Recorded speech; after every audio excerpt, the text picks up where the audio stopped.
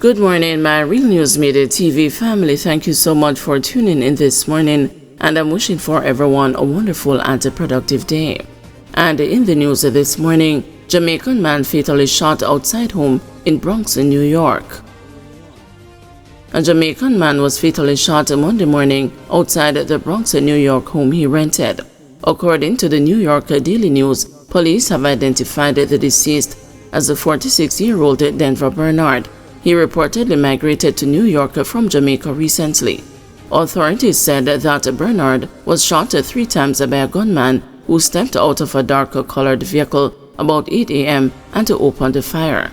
His landlady, who did not provide the international news outlet with a name, described Bernard as a good person who rented from her about a year ago and was in the United States working construction to provide for his family. Neighbors reportedly told the police that they heard a barrage of explosions before seeing Bernard's body lying on the ground in a pool of blood.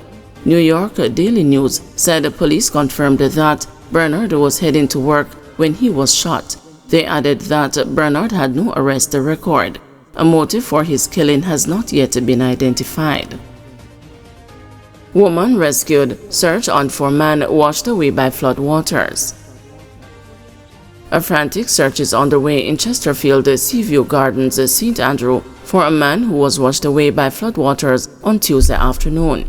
The 19-year-old was one of 2 people swept away, but the second person, a woman, has been rescued. It is reported that the 2 were trying to cross a gully into the Content Drive area of Waltham Park when they were washed away by floodwaters. The woman was later found in the Chesterfield area and taken to hospital for treatment.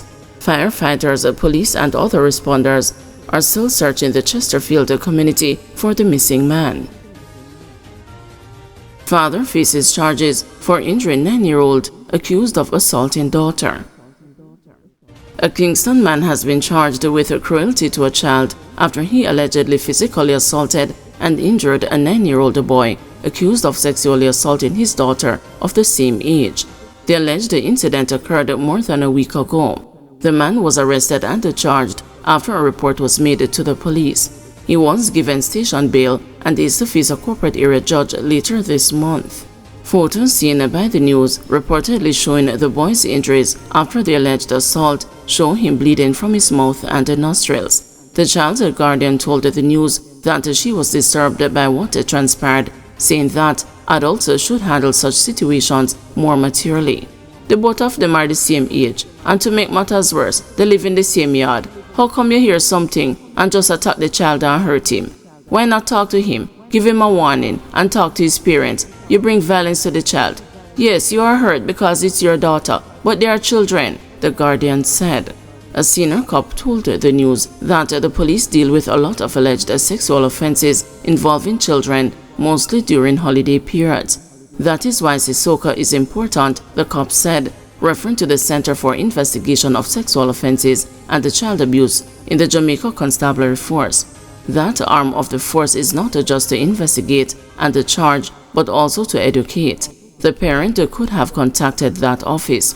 They have public education programs on sexual offenses and child abuse in schools, training institutions, parent-teacher associations, and even neighborhood watches. The senior cop said that when matters involve children of the same age, education is the more common option as opposed to pressing charges.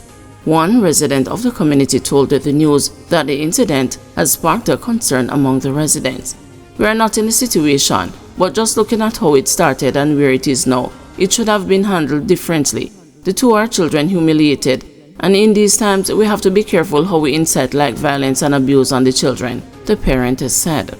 It's sad because the both of them are the same age and sometimes children live what they learn in the homes.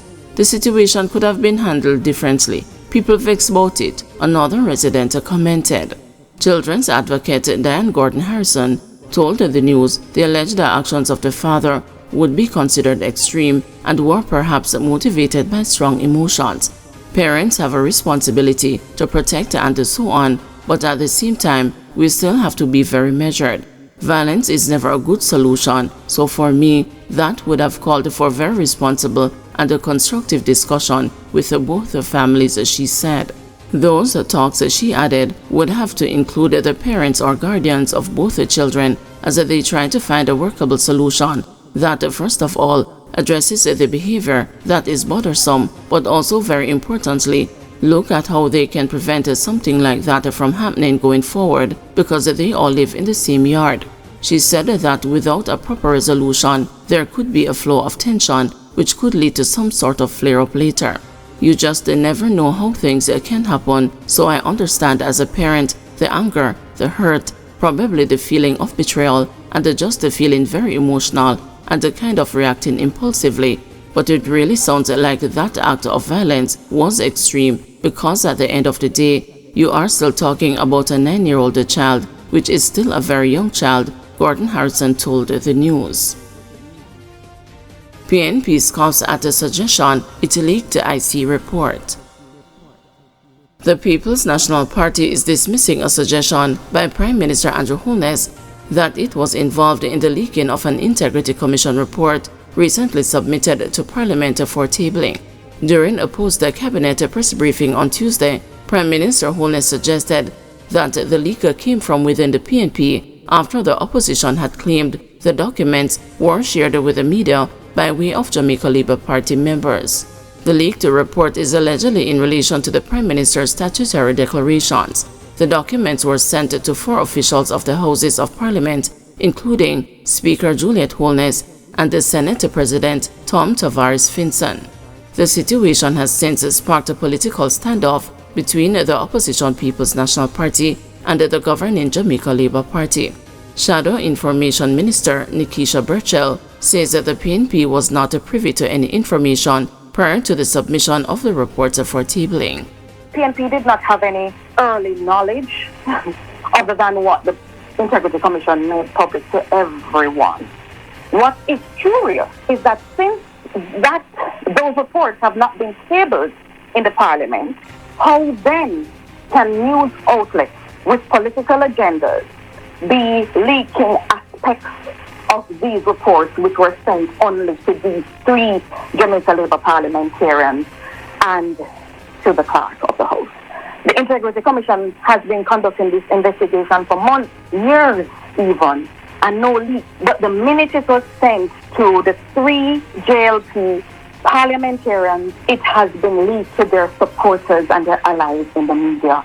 This for us is a dark day in history. It's a dark day for democracy. That's something we have been saying. It's no secret that the Prime Minister and 7 other parliamentarians believed to be Jamaica Labour Party parliamentarians have been under investigation by the Integrity Commission for years. We don't expect that this would take 50 million years to be complete. So when the General Secretary said that the report would come soon, that's anybody's guess. That's up to deductive reasoning. Tufton rebukes MBJ airports. Health Minister Dr. Christopher Tufton has labeled as in poor taste what he has described as an attempt by the operator of Stanker International Airport to distance itself from the lack of an ambulance to attend to a recent emergency. Leroy Smith, 71, died after he fell near the baggage counter at the airport. An eyewitness alleged that officials at the airport were slow in providing assistance to the elderly man. The health minister, in a recorded response released late on Tuesday, asserted that MBJ Airports has a responsibility to its clients to ensure their safety. He said any international airport must have emergency health services to attend to any eventuality. Dr. Tufton also said the government will be seeking to fix the deficiencies in the emergency response capabilities. They are attempting, it seems, to absolve themselves from responsibility to have an effective emergency response facility. It's in poor taste because it is insensitive to the grieving and the suffering that the deceased family members would be encountering at this point in time. This particular case, there was a private health facility that was contracted to provide that service. And I think if that is the case, then all the elements of that service should have been there, including, frankly speaking, an ambulance at the location. Because of the risks that are involved in operating an international airport and the number of people that have to go back and forth and all the other moving parts.